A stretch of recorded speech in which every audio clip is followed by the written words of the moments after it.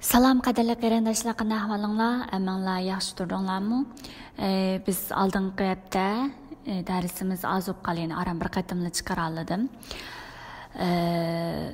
Shunday bo'lsin, aslida har haftasida, ya'ni 2 qatimlardan chiqargan bo'lsak, bu yilning ichida, ya'ni bu yil qishki bu yilning oxirigacha olamning yaratilishini tugatib, yana bir mazmun o'tish plan batdi. Shunday bo'lsin, amal bor.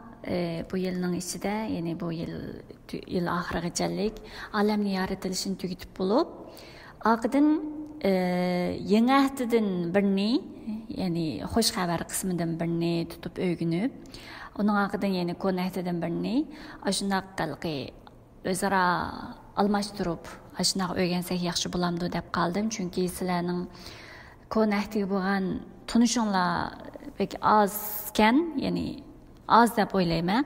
Hammamizning ham shunday degandek, chunki bizga ko'nakti kitob bo'lmag'achqa. Shunga ko'nakti bo'lsin, yangi bo'lsin, hammani biz muhim tutib turib, texmi cho'nqur o'rganish orqali Xudoning so'ziga bo'lgan tunishimizni cho'nqurlashtirishimizga to'g'ri keldi. Xudoning so'ziga bo'lgan tunishimiz cho'nqurlashgan sari Xudoga bo'lgan tunishimiz ham cho'nqurlashadi. Ve bizim itikadımızga, günlük turmuşumuzga, hayatımızga bo'lgan qarashlarımız bo'lsin, hayatımız bo'lsin, Xudoning so'zi orqali yangilanib o'zgarib ma'du. Xudoning so'zini bilib, ko'nakda bo'lgan tunishinglar qancha cho'nqur bo'lgan sari, yangakda bo'lgan tunishinglar ham cho'nqurlashadi. Shuningdek, Xudoning sizlarga ato qilgan mehr shafqatining naqadar cho'nqurligini ham sizlar tunib yetalaysizlar. Şunun için mi ko'naktiga bo'lsin, mayli yangiga bo'lsin, mayli muqaddas kitobni o'rganadigan mushna vaqtlarga bo'lsin, muqaddas kitobni o'qishga, buni tahlil qilishga bo'lgan tunishinglarni, ya'ni vaqtinglarni har vaqt sal qaramasdan atab turib, cho'xtaqmi ko'p vaqtinglarni buningga ajratib o'rganishinglarni umid qilma. Zabordan ba, yani Zabur qarsanlarlıqı, Zaburning birinchi munojat qarsanlarmi shu yerda kech kunduz Xudoning so'zini tafakkur qilganlar naqadar baxtli degan nima bor, so'zi bor, oyat bor. Shuningga o'xshash tafakkur qilish deganlik, tahlil qilish, tafakkur qilish. Buni ham faqat o'qidim yoki duo qildim yoki men Xudoga e'tiqod qildim deb yashash emas. Tahlil qilganlar haqiqiy baxtlidir deb bu yerda alohida buni eskartdi. Tahlil qilish deganga buni, ya'ni biz buni xuddi biz o'zimiz uzuq yegan, tamoq yegan vaqtimizdami buni chaynab yumshoq qilib andan keyin yutimiz, ya'ni azm qilamiz deganga o'xshash. Shuningga o'xshash bu tahlil qilish, tafakkur qilish deganlikmi, buni Xudoning so'zini biz chaynaganga o'xshash, nima deymiz, buni cho'nqur tafakkur qilib, tahlil qilib, inchlik bilan buni yeyishib, shu nima deymiz, izlanib, o'zimizning hayotimizga ham qanday tahlil tadbiqlash degan narsalar ustida ham o'ylanish deganga o'xshash. Bu narsalarni biz kech kunduz Xudoning so'zi ustida, o'zimizning hayotimiz ustidagi irodasi deganlarni ham bugungi o'qigan so'zimiz orqali Xudoning bugun bizga nimdan da'vatganligini, qanday yetaklayotganliklarini ham ustida cho'nqur tafakkur qilish, o'ylanish deganlarni ham shunga o'xshash Xudoning so'zi ustida tahlil qilib tafakkur qilganlik bo'ladi deganga o'xshash. Biz hammamizning shundoq bir har kun Xudoning so'zi ustida shundoq bir ayrim vaqtimizni Xudoga atab turib, Xudoning so'zini o'rganishga, tahlil qilishga, tafakkur qilishga shundoq bir ayrim vaqtimiz bo'lsa, texmi yaxshi degandek. Biz qaraydigan bo'lsak, İslamda vaqtimizim shundoqda, hadis etgan soat 4 qopib masjidga chiqib duo qildi degan o'xshash. Bularlar emas, hatta Yahudiylarmi shundoq hadis etgan, har vaqt ularning hadis etgan duo yig'ilishlari va ularning Islomda qarasak bir kuni 5 vaqt namoz o'qiydi. Nima uchun bir kuni 5 vaqt namoz o'qiydi degan masalalarni biz o'ylasak, biz inson nihoyat ojiz bo'lg'achqa, doim Xudoning oldiga kelib, Xudoning so'zi orqali o'zimizning o'y fikrlarini yangilash orqali Xudoning ustimizga irodasini so'rash orqali Xudoning so'zi bilan yashash uchun Xudoning oldida tiz bukkanlik bir hisobda. Shuning o'xshash biz ham texmi Xudoni tuniganlar, Xudo tarafidan chaqirilganlar, texmi ulardimi bekerak taqvodorlik bilan Xudoga bo'lgan izlanishimiz, tashnaligimiz bilan Xudoning so'z oldiga kelishimizga to'g'ri keldi. Shuning o'xshash har kuni shunday bir vaqtinglarni ajratishga sal qarmay, Xudoning so'ziga sal qarmay, o'shunday bir tafakkur qilib, tahlil qilib izlansanglar, bu hammalarga yaxshi degandek. Ma'qul sizga bugun biz olamning yaratilishi 20-bobni bir qatim ko'rib o'taylik. Ali bilan olamning yaratilishi 20-bobni bir qatim o'qib chiqaylik. Olamning yaratilishi 20-bob. İbrahim Mamridan Qanonning janubidagi Negib rayoniga yetkilib, ma'lum vaqt Kadish bilan Shur shahrining orliqidagi yerda o'ltirdi. Keyin Gerarda turgan vaqtida kishilarga ayoli Sarani o'zining singlisi deb aytgan edi. Shunga Gerar podshohi Abimelek Sarani ordisiga keltirdi. Bir kuni kechasi Xudo Abimelekning tushida ko'rinib, pat arada jiningni olaman, chunki sen ekelgan bu ayol boshqa kishining ayoli dedi. Saraga yaqinlashmagan Abimelek Xudoga: "Ey Xudo, men gunohsiz tursam, sen meni va mening xalqimni halok qilamsan? İbrahim o'zi bu ayol mening singlim degan-ku. Bu ayolmi İbrahimni mening akam degan emasmi? Men bu ishni pok vijdonim va insofim bilan qildim" dedi. Ondan Xudo uningga mundaq javob berdi: "Shundaq, sening bu ishni pok vijdoning bilan qilganligingni bilaman. Shuning uchun seni mening oldimda gunoh qilib qo'ymasin deb Saraga tegib qo'yishdan to'sidim. Endi bu ayolni İbrahimga qaytirib ber. İbrahim bo'lsa payg'ambar.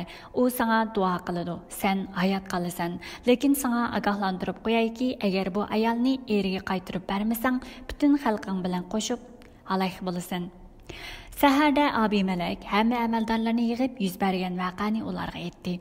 Ular intayin qo'rqishib ketdi. Abimelek İbrahimni chaqirtib uningdan: "Bu nima qilganing? Sen meni va mamlakatimni bundoq gunoh qildirgudek sana nima yomonlik qildim? Sen menga qilmaydigan ishni qilding. Nima uchun bunday qilding?" deb so'rashtirdi. İbrahim mundaq javob qaytardi: "Men bu yerning odamlarini Xudodan qo'rqmaydi, meni o'ltirib etib ayolimni bulab ketadi deb o'ylagan edim. Amaliyotda u mening singlim ekanligini rost. U oti bir, ona boshqa singlim. Keyin menga nikohlandi. Xudo meni yurtimdan ayirib, boshqa yurtlarda musofir bo'lishga chiqarganda, men uningga biz borganligi yerda o'zingning chin muhabbatingni menga ko'rsatish uchun meni akam degan edim." Buning bilan podshoh Abimelek Sarani İbrahimga qaytirib berdi. Shundaqla uningga qo'y, kala, qullar va dedeklarni taqdim qildi. U İbrahimga: "Qara, butun ziminim oldingda turibdi. Sen qayerda turishni xohlasang, shu yerda turib qol" dedi. U Sarayga: "Men sening pokligingni ko'pchilikka isbotlash uchun akang İbrahimga 1000 kumush tanga taqdim qilaman. Buning bilan sening yomon ish qilmaganliging hamma kishiga ayon bo'ldi" dedi. İbrahimning ayoli Sara da yuz bergan ish tufaylidan Parvardigor Abimelekning ordisidagi ayollarning hammasini tug'mas qilib atgan edi. Shunga İbrahim Xudoga duo qildi. Xudo podshoh Abimelekni, uning ayoli va kenizahlarini asliga keltirib, ularni yana farzand ko'ra oladigan qildi. Xo'sh qarindoshlar, olamning yaratilishi 20-bobni bir qatim o'qib chiqdik. Bugungi mazmunda asosan ko'p mazmun yo'q, lekin birinchisi İbrahimning qilgan yana bir o'xshash bir xatoligi bor bu yerda. Oldin qatimda yana 13-bobda İbrahim Xudo ko'rsatgan, ya'ni Xudoning ko'rsatgan zimini bo'lgan Qanon zimining berishi bilan Qanonda qurg'oqchilik yuz berganda u nega bordi? Ya'ni Misrga tushdi. Yani Xudoning ko'rsatgan zimini, Xudo va'da qilgan zimindan Misrga berib, Misrda ham o'xshash bir xatolik bo'lgan ayoli Sarani o'zining singlisi deb Sarani podshoh ordisiga ketganligini, shunga o'xshab qolgan voqea, yana o'xshash voqea shu vaqtdan bir qatim yuz bergan. İbrahim bu qatim yana shunday o'xshash bir xatolikni takror sodir qildi. Shunga oid mazmun yana bu qatim Gerarda shuna xatolik sodir qilgandan keyingi yuz bergan ishlar ne bir qatim ko'rib chiqmoqchi. Ham bu orqali biz qayta bir İbrahimning mush xatolik orqali yana bir inchiklik mazmun, inchikka ko'rib o'tishlik bir mazmunlar. Ham shunaqla Saraga oid azroq mazmun, ham shunaqla Abimelek va uning ordisida yuz bergan ishlar orqali Xudoning qanday qilib mushu voqea ustida o'zining qanday namoyon qilib o'zi qanday ishlanganligi ustidagi mazmunlarni bugun bir qatim ko'rib o'tmoqchi. Qarasanglar men xaritani chiqarib qo'ydim. Bunu ben nimadan tapqan xarita İngilizce lekin bir ikki xaritalar bor. Bushun qarasanglar xaritaga qarab turib ko'rsanglar İbrahimning qayadan qayaga yo'nilib, qayadan qayaga o'tkilib degan o'sha bir yo'nalishlari, o'tkilishlari bor ekan. Aramizda bizning millat uchun, etkachlar uchun xizmat qilgan bor deb aytib beralqi. Qizg'inligi, millatga bo'lgan sevgisi, Xudoning so'ziga bo'lgan intilishi, Xudoga bo'lgan mehr muhabbati, Xudoning xizmatiga bo'lgan cho'nqir intilishi bo'lgan qarindoshlar bor. Mushuna xaritalarni bo'lsa, deymiz, ko'proq har bir voqeliklarni xaritalarga asosan, chunki bu tarixiy narsalarni biz ko'z oldimizga keltirib turib tahlil qilsak texmi yaxshi-chu. Mushuni bo'lsa tarjima qilishib bersanglar texmi yaxshi degandek. Demakchi, endi bugungi mazmunlar mushu, endi xaritadan foydalansizlar degandek, buni men Google'dan deb chiqarib qo'ydim. O'zinglar undan nariq foydalansizlar. Xo'sh, unaqa bo'lsa mazmunning o'ziga kelsak, oldi bilan birinchisi bo'lsa, ya'ni İbrahim Xudoning ko'rsatgan zimni bo'lgan Qanonda, ya'ni Qanonda yashagan emasmi? Ya'ni nurg'un oldida qarasak nurg'un voqealar yuz bergan, İbrahim bilan ahdini tuzishgan, oqidan Lut bilan, ya'ni Lutning voqeasi, ya'ni Sodom bilan Gomorraning alakiti degan shunaqa voqealar bo'ldi. Mushundaq nurg'un ishlardan keyin bo'lsa, hozir İbrahim ya'ni Qanondan, ya'ni mushu Xudoning ko'rsatgan zimni, ya'ni Qanonning janubidagi Negib rayoniga yo'tkilib, u yerda yana ma'lum vaqt ya'ni Kadish bilan Shuri shahrining oraliqida yerda o'ltirib, undan keyin Gerar degan joyda mishanda turganligiga oid bir mazmun chiqadi. 20-bob o'qisak birinchi oyatlarda. Ya'ni bu İbrahimning turadigan joyi asli, ya'ni Xudo ko'rsatgan zimin, ya'ni Xudoning irodasi ichidagi zimin. Bizning ham shundaq İbrahimlar emas, bizning ham shundaq bizmi etkatchilarmi Xudo tarafidan chaqirilganlar, Xudo tarafidan tanlanganlar, Xudoga mansub bo'lganlar, Xudoning muqaddas ruhi bilan biz tamg'ilanganlar, Xudoga mansub qilib belgi urilgan bizlarmi ham Xudoning irodasi bo'lgan joyda tursak, biz eng bexatar va eng tinch bo'lgan joy shu Xudoning irodasi bo'lgan joy. Shuning uchun bizmi ham Xudo ko'rsatgan joyi Xudoning bizni chaqirgandagi shu irodasi ichida. Xudo bizni qo'ymoqchi bo'lgan shu o'rinda, Xudo bizni ishlatmoqchi bo'lgan shu joyda, shu vazifasi ustida, Xudoning bizni chaqirgandagi chaqiriqi ustida, shu burchimiz, shu vazifamiz ustida turgan vaqtimizda bu haqiqatan Xudoning xursand qildigan, ham shunday bizning uchun eng yaxshi bo'lgan, bizning o'zimizning Xudo tarafidan chaqirgandagi salohiyatimizga muvofiq keladigan joy, dal Xudoning bizning ustimizga irodasi bo'lgan, Xudo ko'rsatgan joydir. Shunga o'xshash İbrahimga ham buning joyi, bu turar joyi bo'lsa, ya'ni Xudo uning ko'rsatgan joyi, ya'ni Qanon zimin bo'lgan joy edi, lekin bu İbrahim nima sabablardan tufaylidan bu Gerar joyiga kelganini, Gerar degan joyga kelganini biz bilmaymiz, lekin muhimi bu yerda İbrahim Qanondan yo'tkilib, ya'ni boshqa joylarda turib, ya'ni Gerarda turganligi bu yerda ma'lum. Buni tasavvur qila oladiganimiz nima desa, ayni vaqtlarda shunday vaqtlarda bizning ajdodlarimizmi ashuna ko'chmandi, ya'ni o'xshash İbrahimning hayoti, o'xshash hayotlarni bizning ajdodlarimizmi shunday hayot kechirgan. Ya'ni nada yashashga yaxshi joy bo'lsa, shu joylarga ko'chib turib yashagan emasmi? Bizning ajdodlarimizmi shunday qilgan. Ayni vaqtlarda tabiiy ofatlar va yoki boshqa omillar bor degan o'xshash. Shunday vaqtlarda ham ashuna ko'chib turib yashagan. Shundan qaraganda İbrahimmi ashuna ko'chib yo'tkilib yurib, lekin Xudoning ko'rsatgan zimin, Qanon ziminidan yo'tkilib shu Gerar degan joyga borib turganligi bu yerga bizga ma'lum. Gerar degan joy hamda Xudoning İbrahim ko'rsatgan Qanon degan zimini emas, balki o'zinglar qarasanglar, xaritaga qarasanglar, dal shu zimindan, ya'ni osti tarafida, ya'ni Misrga Misr tarafga mangdigan, ya'ni Shur degan joy, shu Misrning usti tarafdagilar, Qanon zimining asti tarafda shu joylar ekanligini biz ko'ra olamiz. Qısqası İbrahim Xudoning va'da bergan zimini bo'lgan Qanon zimidan yo'tkilib, yoti xalq bo'lgan, ya'ni Gerarda turib, Gerarliklarning podshohi bo'lgan Abimelek bilan bo'lgan shu ishlar bugungi 20-bobdagi yuz bergan ishlar bo'ldi. Yani bu işlarning sababi, yani yüz bergandagi eng nima sabab nima desa, ana shu İbrahim Gerarda turgan vaqtida o'zining hayotining yani xavf kuchrab, yani o'xshashlar burunqi Misrda deganga o'xshash Gerar kirgandan keyin u yerdagilarning yana ayoli Saraning go'zal ayol sabab bo'lganligi boshqa ayoli Sarani ular tatib olish uchun İbrahimning hayoti talkiga uchraydi deb, yani o'zining hayotining xavfga uchrashidan qo'rqib, o'zining hayotining xavfga uchraydi, o'zini o'ldirib etib Sarani bulab ketishidan qo'rqib, u yerga borgandim, yani Sarani o'zining singlisi deb aytganligi bu yerda bizga ma'lum. Yani 20-bob 2-oyatda kishilarga ayolini o'zining singlisi deb tunishtirganligi ma'lum. Shuna qilib Sarani o'zining singlisi deb bu yerda yani biz 12-bobdagi İbrahim Qanon ziminda chaqchaq yuz berganda Misrga borganligiga o'xshash, shu vaqtga o'xshash, yani o'zi shu joyga berib, yani shu vaqtda hayotining xavf kuchrishiga bo'lgan qo'rqinish sababidan yag'an etganligi belge ma'lum.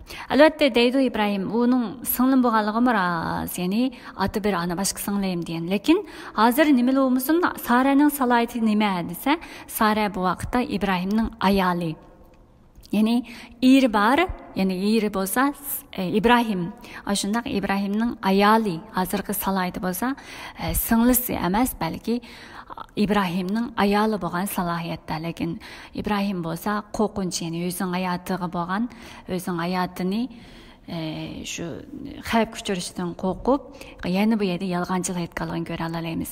Endi biz Misrga tushgan vaqtda 12-bobdagi mazmunda ko'rgan bo'lsak, bu haqiqatan İbrahimning hayotiga bo'lgan qo'rqinchi, endi qurg'oqchilik sababidan hayotning talkiga uchraganligi sababidan shu qo'rqinish, hayot xavfi tufaylidan shu qo'rqinish tufaylidan yag'on etgan desak bo'ladi. Lekin 20-bobga kelgan vaqtida yanada buni qo'rqinish va yolg'onchilik desak biroz oziqli, chunki İbrahim Xudoning nurg'un ishlarni o'zining ustidagi bo'lsin, mayli jiyan Lutning ustida bo'lsin, hatto Sodom bilan Gomorra ustida qandaq ishlarni qilganligini bo'lsin, o'z ko'zi bilan ko'rib, o'zining hatto duolarini, tilaklarini Xudoning qandaq ijobat qilganliklarini ham o'z beshidan o'tkazib, Xudo bilan xeyli cho'nqur tunib, yaqinlashib, Xudoning qandaq xudoligi bo'lgan xeyli cho'nqur bir tunishi bo'lgan vaqtidagi İbrahim. Lekin bu vaqtida bo'lsa yanalam shu Gerar rayoniga kirganda Gerarliklarning ularni o'zi Xudoni tonimaydi, yani Xudodan qo'rqmaydi, shu ular meni o'ldirib etib ayolim bulab ketdi deb o'ylab, o'zining shu o'y fikri, shu qarashi, yana bu yerda nima ko'ra olamiz? Gerarga berib turganimi Xudoning yetaylishi emas, balki o'zining o'zi xohishi bo'yicha, o'zining o'y fikri bo'yicha shu Gerarga bog'liqligini berib ko'ra olamiz. Chunki inson o'z xohishi bilan, o'zining intilishi bilan, o'zining orzusi bilan, o'z xohishi bilan qilgan ishlarini qilgan vaqtida boshdan oxir o'z xohishi bilan o'zining o'y fikrlari, o'zining planlariga tayanib boshdan oxir shu ishlarni vujudga chiqarishga nihoyat tirishadi. Nihoyat tirishchan o'kitadi o'z xohishi bilan ish qilgan vaqtida-chi inson. Bu insondagi bir kamchilik, tabiiy bir kamchilik deymizmi? Shunga o'xshash bu Gerarga borgandan keyin, u yerga kirgandan keyin, agar Xudoning yetaklishi bo'lgan bo'lsa, bu yerga kirib, bunda qo'rqinish, talkichida Saraning o'zining singlisi demagan bo'ladi. Bu yerga kirib o'zining xohishi bilan kirgan bo'lg'achqa, voy endi ular mening ayolimni deb meni o'ldirib yetami deb turib, hatto bu o'zining hayotini xavf kuchraydi degan narsalarni o'zi o'ylab, ko'z oldidagi mushuna ishlar tufaylidan ayolini, ya'ni Sarani bu yerda o'zining singlisi deb tunishtirganligini ko'ra olamiz. Ham shunala bu yerdagilarni, ya'ni o'sha Gerar rayonidagilarni o'zining xohishi bilan kirgan bo'lg'achqa, ular Xudodan qo'rqmaydi, shu bilan o'ldirib yetadi deb, bular Xudodan qo'rqmaydigan xilq deb turib, shuni bahona qilib turib, ya'ni yag'on aytganligini ko'ra olamiz. Lekin aldıdılar nemiş yüz bergen dese, eğer bularning Xudan, gerçi bular Xudani tonimaydigan xalq bo'lsa-mu, bularni ham yaratquchining o'zi ishongan shu Xudo ekanligini bu vaqtda esi keltirgan bo'lsa, ya'ni Sodom bilan Gomorrani qanday halak qilayotgan o'xshash, ularmi Xudo ishonmaydi, ular hatto razillik uchiga chiqqan xalq edi.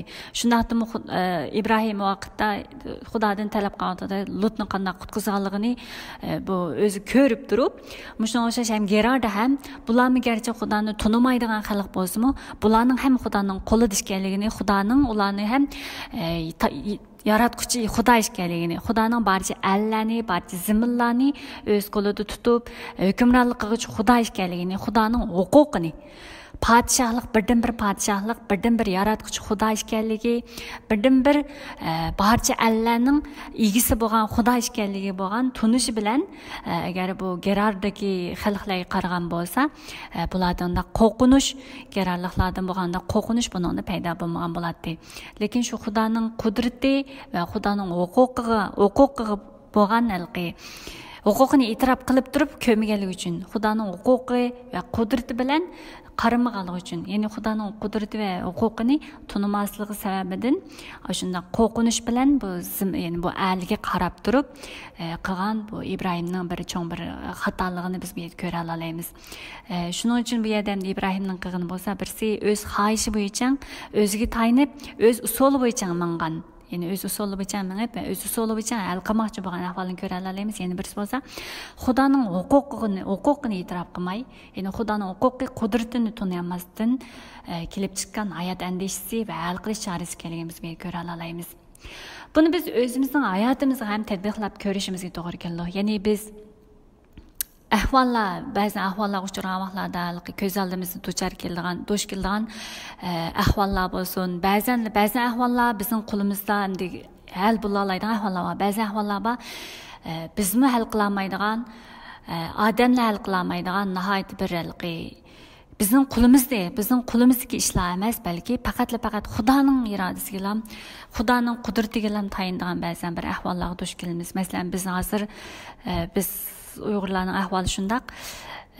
Biz nurg'un davlatlar, nurg'un kuch-qudratlar ham bu ahvolga aralasha olmaydigan ahvollarda biz hozir duch bo'layotgan bizning millat.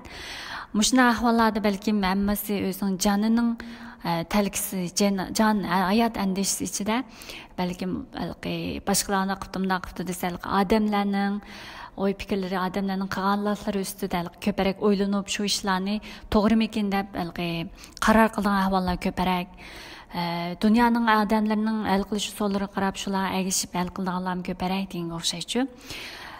Mushundaq ahvollar ostidami bizning bo'lib biz yetqachilayni Xudo tarafidan chaqirilganlar, Xudoga mas'ul bo'lganlar, Aysa Masihning qini bilan Xudoga mas'ul bo'lganlar bizlarning biz Xudoning oldi bilan biz Xudoning farzandi bo'lib Xudoga tava bo'lgan xalq ekanligimizni unutmasligimiz lozim.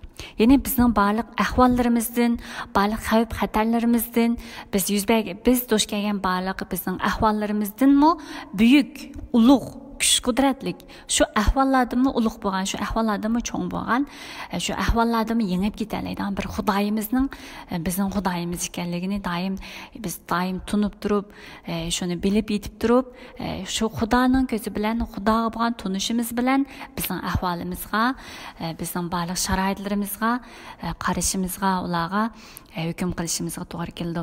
Shuning uchun biz qanday ahvollarga yuzlanaylik, qanday ahvollar, qanday qiyinchiliklar bizni tiz piktirsin, tiz piktirgilik kelsin, yuz kelaylik, shuna yuzlanaylik, shuna ishlarga, lekin biz doim esimizni saqlashimiz kerak bo'lgani Xudoning huquqi, Xudoning qudrati va Xudoning bizning Xudoyimiz ekanligi bo'lgan shuna bir cho'nqur tunishimiz bilan Xudoga qarab, Xudoning irodasini, Xudoning yetaklashini chaqirib, Xudoga tayanishimiz kerakligini biz doim esimizda tutishimiz kerak. Shuningdek, biz qanday xavf xatar ichida bo'laylik, mayli biz o'limga duch kelaylik, mayli biz o'limni özümnün aldıda turaylı. Meyli biz qandaq bir ayet elkisi duş kelaylı. Lekin biz daim bizning qoğuduğuchi, bizning Xudayimizning daim bizning yenimizni turg'ich Xudoning biz shunda Xudayimizning borlig'iga bo'lgan ishonchimiz, umidimiz bilan turgan vaqtimizda biz qandaq ahvollar ostida bo'laylik, bizning qalbimiz Xudodan kelgan tinchlik bilan to'ladi. Hazrat Iso deyamiz, men sizlarga qoldirgan tinchlik bu dunyoning kuchlari, ya'ni bu dunyoning odamlari olib ketamaydigan, ham bu dunyoning bu dunyo sizlarga beramaydigan amallik tinchlik degan emasmi? Yohanna bayon qilgan o'sha o'qisanglar shundaqmi? Shunga o'xshash Xudoning ana shundaq dunyodan halqagan tinchliği bizim qalbimizni besib, qalbimizda turadi va shunda xotirjamlik, tinchlik ichida biz hayotimizni cheksiz o'chmas umid ichida o'tkaza olamiz. degan o'xshash mazmunni Ibrohimning mushu holat orqali biz yana o'rgana olamiz. Bayami degandiq yana ikkinchisi bo'lsa hamda mush ishlar yani Sara orqali bo'ldi emas, yani Sarani o'zining singlisi deyish orqali, Saraning go'zallik sababidan Ibrohim o'zini hayoti talka uchirami deb turib yuz bergan ishlar emasmi? Ham biz bu yerga qaraydigan bo'lsak, Sarani bo'lgan Sarayning salohiyatini bir qatim ko'rib o'tishimiz to'g'ri keladi. Bayon dedik, Ibrohim Sarani o'zining singlisi deb tunishtirdi bu yerda. Bizmi dedik abim özümüzün salayetimiz bo'yicha deb turib. Shunga o'xshash bu yerda Saraning salohiyatini bu yerda Ibrohim xato holatda tunishtirgan emasmi? Bu Gerar podshohga. Ya'ni Saraning salohiyatini bir qatim ko'rib bilsak bu orqali oldi bilan biz Saraning yani Xudo Sarani o'zining irodasi, va'dasi bilan, yani o'zining irodasiga, va'dasiga erishtirdi. Baxt ato qildi Sarani. Ham shunday uni millatlarning nurg'un millatlarning onasi bo'lganligini, yani ayol shaxsiyatda bo'lsin deb turib uning ismini Saraga o'zgartganligini biz bilamiz. Ya'ni Sara bo'lsa Xudoning ahdisi ichidagi ayol. Oldi bilan Sara bo'lsa, yani Xudoga mansub, Xudoning ahdisi ichidagi ayol. Undan keyin yana birisi bo'lsa Xudoning va'dasi va bergan salohiyati, chaqiriqi va burchi bo'yicha yashash kerak bo'lgan bir ayol. Endi Saraning nuqtasidan qaraganda, u Sara Xudoning va'dasiga erishdi, Xudoning baxtiga erishdi. Va shunday Xudo Sara orqali, ya'ni Isohni to'raldirmoqchi bo'ldi emasmi? Ya'ni Xudoning Saraning ustida bir va'dasi, irodasi bor. Shuning uchun Saraning burchi, vazifasi nima? Ana shunda Xudoning irodasi bo'yicha yashash burchi va vazifasi bor. Shunga Saraning nuqtasidan Saramo Xudoning ahdisiga erishgan, Xudoning ahdi xalqi bo'lish sifati bilan Xudoning shu va'dasi bo'yicha yashab minish burchi bor degan o'xshash. Ana shunda Saraning birisi Xudoning ahdi xalqisi ichidagi ayol ekanligi, yana birisi bo'lsa burchi bilan yashash kerak bo'lgan ayol ekanligi. Yana birisi bo'lsa, uchinchisi bo'lsa İbrahimning ayoli bo'lgan salohiyati bor bu yerda. İbrahimning ayoli, ya'ni bu singlisi deb bu yerda nom qilishamiz, balki İbrahimning ayoli. Chunki Xudo o'zi deydi, u bo'lsa boshqa birisining ayoli, bu ayol boshqa kishining ayoli deb turib 20-bob 3-oyatda deydi. Sen kelgan bu ayol boshqa kishining ayoli deb Xudo o'zi Sarani İbrahimning ayoli ekanligi bilan Abimelekka Sarani boshqa birisining ayoli deb turib tunishtirdi. Shuna o'xshash Sara Xudoning ahdi, xalqining ahdisining mirosxo'ri, ahdisiga erishgan ayol, ahdisi bo'yicha yashash burchi bo'lgan ayol. İbrahimning ayoli bo'lgan ayol. Bu Sara herkes İbrahim özünün menfaat üçün, öz hayatını özü qoğdaş üçün qural qıldıgan ayol emas, balki singlisi emas, balki Xudoning nazarida Sara bo'lsa o'zining ahdi xalqi, o'zining ahdisining mirosxo'ri, Xudoning va'dasiga miros qilguvchi avlodlarning onasi, ham shunaqla Xudoning nazarida u İbrahimning ayoli. Shuna o'xshash bizmi doim o'zimizning salohiyatimiz, chaqiriqimiz bo'yicha o'zimiz ham tunishimiz, boshqalarga ham Xudoning irodasi bo'yicha, Xudoning chaqiriqi bo'yicha ham muomala qilishimizga ham to'g'ri keladi degan o'sha shuna mushu mazmunlarni bir qadar inchigarak o'ylanib qilsak bizning kishilik munosabatda naydi bir cho'ng yardım buldu deb qarayman. Şoň şey bu hem de bu kişilik münasibet arasındaki hem şundaqla mushundaq davr ichida özümüzning kimligimiz, özümüzning salohiyatimizga bo'lgan tunishimizga ham bir yordam qiladigan yetakchilik rol o'ynaydigan mazmunlar deb qarayman. Shunga o'xshash özümüzning kimligimiz, salohiyatimiz va shundaqla kimlarning oldida qanday salohiyat bilan turishimizning lozimligi degan o'xshash mazmunlar ustida bizni bir o'ylantiradigan mazmun. Masalan, biz ish o'rnimizda ham özümüzning mayli biz qayerda bo'laylik, biz Xudoning nazarida kim deb chaqirilgan bo'lsak, Xudoning nazarida biz Xudo bizni qanday iroda bilan chaqirgan bo'lsa, biz nerede turaylik, nerede bulaylik, nerede yaşaylik, mayli ish o'rnimiz bo'lsin, mayli oilamiz bo'lsin, mayli boshqa yerlarda bo'lsin, biz har vaqt o'zgarmasdan Xudoning nazarida kim bo'lsak, biz har o'rnimizda shu odam. Şu her o'rnimizda Xudoning shu chaqirig'i bo'yicha, shu salohiyatimiz bo'yicha, o'zimizning shu salohiyatimiz bo'yicha yashashimizga, shu salohiyatimizni bo'yicha shu burchimizni ado qilishimizga to'g'ri keldi deganga o'xshash. Shunday mazmunlar bizni o'ylantiradigan bir qadar mazmunlar desam bo'ldi. Endi Abimelek ve ordusidagilarning yana shu Sara tufaylidan, ya'ni Sarani Gerar podshoh Abimelek ordusini keltirgandan keyin shu orduda ya'ni Abimelek va uning ordusida yuz bergan ishlarni bir qadam ko'rib o'tsak, ya'ni Xudo Abimelekning tushida ko'rinib, uning ya'ni Sarani keltirganligi sababida uning jinini olmoqchi bo'lganligini aytadi. Birinchisi bo'lsa endi Xudo uningga ko'rinib, ya'ni jinini olmoqchi bo'lganligini aytdi va Sarani Ibrohimni qaytirib berishini, agar qaytirib bermagan vaqtida butun xalqi bilan buni halok qilganligini aytdi. Andan keyin bo'lsa oqidan qarasak, ya'ni Abimelek va uning ordusidagi barliq hammasini tug'mas qilib yetadiganligini bu yerda ko'ra olamiz.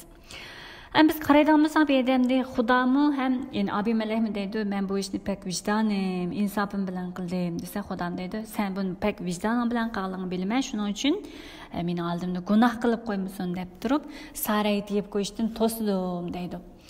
Gerçi bu İbrahimning xatoligi bo'lsin, lekin İbrahimning shunday bir İbrahim bilan Sara shu taraflardan chiqqan masal bo'lsin, lekin Xudoning ahdi xalqi bo'lgan bu ikkisini qo'g'dash uchun bu Abimelek gerçi bu ishni endi pek vicdoniy, insobiy degan ishlar bilan qilgan bo'lsin, lekin o'zining ahdi xalqi bo'lgan, ahdisining merosxo'rlari bo'lgan, o'zining xalqi bo'lgan İbrahim bilan Saraning maydonida, Saraning yanida turib, ular uchun bu yerda ish qilayotgan, ular uchun Xudoning bu Abimelekka qilgan xizmatini biz bu yerda ko'ra olamiz.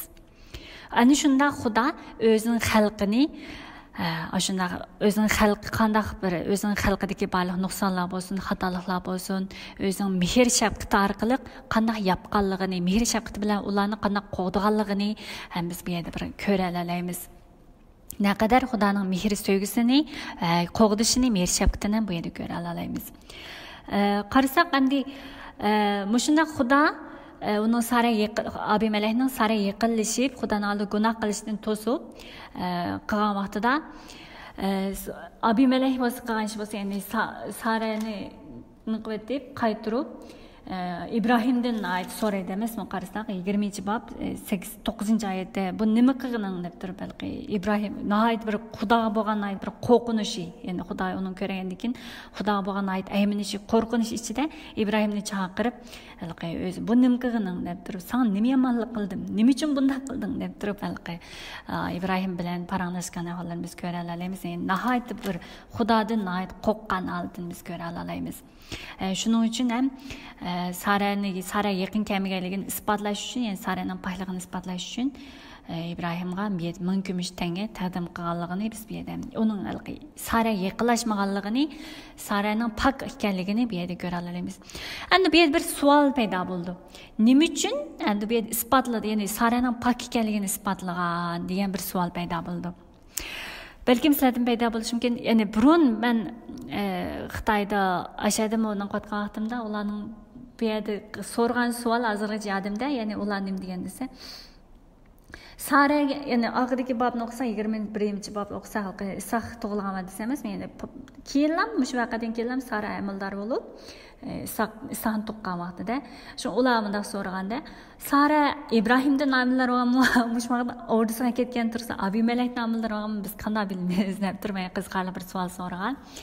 Mushunday savollarning oldini olish uchun Xudomi bu yerda o'rinlashtirgan javobini biz bu yerda ko'rib o'talaymiz. Ya'ni Pakligini isbotlash uchun 1000 kumush tanga taqdim qildim deb turib, bu yerda pakligini isbotlash uchun kumush tanga taqdim qilganligi, ya'ni bu yerda pak Saraning bu yerda Abimelekning Saraga yaqinlashmaganligini, ya'ni Xudoning irodasiga irodasi, ya'ni Xudoning irodasi nima bo'ldi? 19-bobda Sodomning voqeasi yuz berishdan burun Xudo degan, kelar yili mush vaqtda Sara bir o'g'ilga ona bo'ldi degan.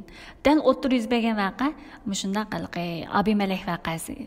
Ya'ni İbrahim bilan Abimelek voqeasi, Abimelek Sarani o'rniga akirib ketgan voqea emas. Aqdillam Sara tug'digan voqea. Shunga o'xshash pokligini isbotlash uchun, ya'ni Saraga yaqinlashmagan, ya'ni Xudoning Saraga bo'lgan va'dasi amalga oshadigan vaqtda, ya'ni Xudo irodasini amalga oshirish uchun bu ikkisini yetaklayotgan vaqtda o'ttirda İbrahimning xatoligi bilan bu ish yuz bergan vaqtida Xudo bu yerda nihoyatda bu irodasining bular, ya'ni Sara ustidagi irodasiga to'sqinlik qilgan mushu voqeani, İbrahimning xatoligini o'zi bevosita bu yerga kelib, ya'ni Abimelekning tushiga namoyon bo'lib, uning chaqilmaslikqa shunaqlar uchun Abimelekning Sara chaqilmasligi uchun uning hayoti va o'rdasidagilarga qarashini ko'ra olamiz. Ya'ni birisi bo'lsa jiningni olaman deb turib, uning nihoyat qattiq bir gunoh o'tkazmaslik uchun, ya'ni Sara chaqilmasligi uchun uning tushiga namoyon bo'lgan. Yana birisi bo'lsa onun pakligining yana birisini nima desa, Xudo o'rdadagi barliq ayollarning hammasini tug'mas qilib aytadi. Ya'ni Sarani shunga o'xshash, agar bu tug'mas qilib aytishga sababi nima desa, u o'rdada shu vaqtida nima Sara keyin amildor bo'lib tug'di emasmi?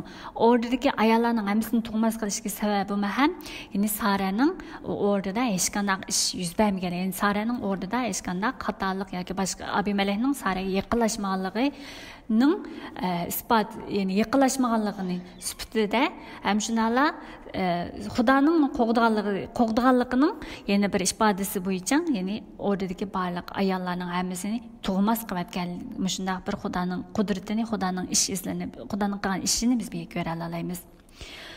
Shunga o'xshash Xudo shunaqalqi Abimelekka ham jonini olaman deb turib, ya'ni uning jonining talkisini anakin o'rdadagilarning tug'mas qilib etish orqali, ya'ni bu orqali yana bu yerda Abimelekka İbrahimning salohiyati orqali, ya'ni İbrahimni qaytadan Xudo o'rnidan qanday turg'izganligini biz bu yerda ko'ra olamiz. Ya'ni İbrahimga o'zining salohiyatining bir payg'ambar ekanligini, Xudoning payg'ambari ekanligini Xudo İbrahimga eslatib turib, ya'ni Xudoning İbrahimni, ya'ni qanday ishlatganligini, payg'ambarligi bilan qilgan ishlatganligini ishlatib İbrahimni turg'izganligini biz ya'ni olib ko'ra olamiz. Ya'ni İbrahim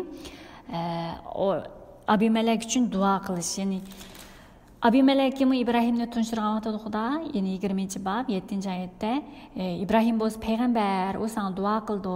Duo qilganda sen hayot qilsan deb turib, ya'ni Abimelekka İbrahimni payg'ambar deb tunishtirdi. Ham shunaqla Xudo Abimelek ve onun ordusidagi ishlarni qilgan ish orqali, ya'ni tug'mas qilib, uning hayotini jinni olman deyish orqali İbrahimni bo'lsa o'shalarga duo qilishga, bu yerda İbrahimni qayta turg'izish uchun shuna duo qilishga ishlatadi. Shunga İbrahim, Abimelek ve ordusidagilar duo qilganda, undan keyin Xudo ularning, ya'ni o'rdadagi barliq ayollarni, podshohning ayolini va kenizaklarni asliga keltirib, ularni farzand ko'ra oladigan qildi. Bu yerda farzand asliga keltirish degan bu yerda balyotqining ishigini echish, ya'ni balyotqining mevasini mevalatish degan o'xshash ma'nolarni bildirdi.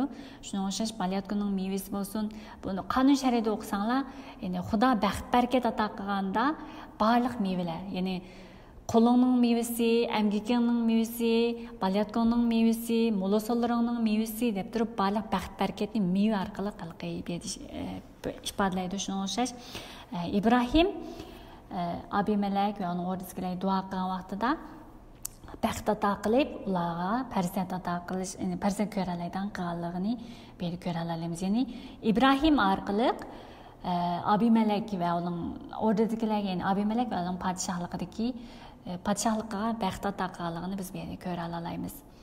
shuningdek İbrahim orqali, ya'ni bu 12-chi bobda sen orqali barliq xalqlarga baxt ato qilman degan o'xshash. Ya'ni Xudo o'zining ahdis xalqisi bo'lgan İbrahim orqali va İbrahimning duosi orqali bu boshqalarga baxt ato qilganligining ya'ni kichikdan misolini biz bu mazmun orqali ko'ra olamiz. Shuning uchun shuningga o'xshash bizmi ham bu yerda ham İbrahimning duosining qanchalik kuchini biz ko'ra olamiz. Bu yerda İbrahimning salohiyatining ham shundoq boshqalarga ham baxt ato qilish, baxt tilash emas, baxt tilash, payg'ambar bo'lish bilan boshqalar baxt tilash, payg'ambarlik salohiyati bilan Xudoning nomi bilan, Xudoning so'zi bilan yashash, Xudoning irodasi, Xudoning chaqiriq ichida yashash ekanligini ham biz bu yerda ko'ra olamiz. Shuning uchun bizmi ham Xudo tarafidan chaqirilganlar, Xudoning ahdi xalqi bo'lgan bizlar ham shuningga o'xshash Xudoning chaqirgan o'rnida, Xudo bizni chaqirgan joyida, Xudo bizni ko'rsatgan irodasining ichida yashab turib, Xudoning irodasi bilan yashash orqali, Xudoning chaqirgan salohiyati bilan yashash orqali Xudoning salohiyati bilan yashagan vaqtimizda Xudoning bizni qanday ishlatadiganligini va bizni qanday qilib dunyodagi boshqa xalqlarga nur va tuzning sifatida ishlatadiganligini biz ham bu orqali ham bir qatim ko'ra olamiz.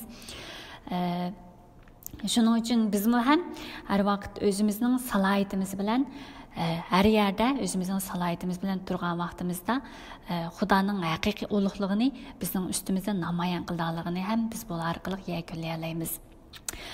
Ma'qul qarindoshlar, biz shunday oddiy bugungi mazmunni shunday oddiy ko'rib o'tdik. Qolganini o'zinglar azm qilishinglar to'g'ri keldi.